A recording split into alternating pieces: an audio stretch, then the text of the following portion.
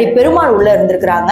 அந்த அறையில இருந்து எடுக்கப்பட்ட படம் பாத்தீங்கன்னா இந்தியாவோட டோட்டல் ஜிடிபி விட அதிகம். அதாவது இது வரைக்கும் மக்கள் உழைச்சி சம்பாரிச்சு போட்ட காசை விட அந்த ஒரு அறையில இருந்த பணம் அவ்வளவு அதிகம் அப்படிங்கிற மாதிரி சொல்றாங்க. இதை பார்த்த ஆங்கிலேயர்கள் எல்லாருமே வாயடைச்சு போயிட்டாங்க. இன்னும் சொல்லணும்னா திருப்பதி தான் உலகத்திலே பணக்கார கோவில் அப்படின்னு சொல்லப்பட்டுட்டு இருந்த அந்த நாள்ல ஒரே நாள்ல ஒரே நிமிஷத்துல பத்மநாப சுவாமி கோவில் வந்து நம்பர் 1 வந்துருச்சு.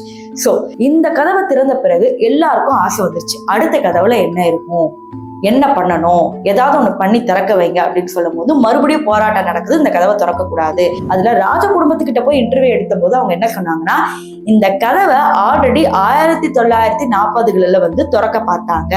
அப்ப திறந்தவங்களை எல்லாருமே பாம்பு கடிச்சு போட்டுருச்சு அப்படிங்கிற மாதிரி சொன்னாங்க. அதுக்கப்புறம் கொஞ்சம் வருஷம் கழிச்சு திருப்பி அதே மாதிரி அந்த கதவை ஓபன் பண்ண ட்ரை பண்ணிருக்கிறாங்க.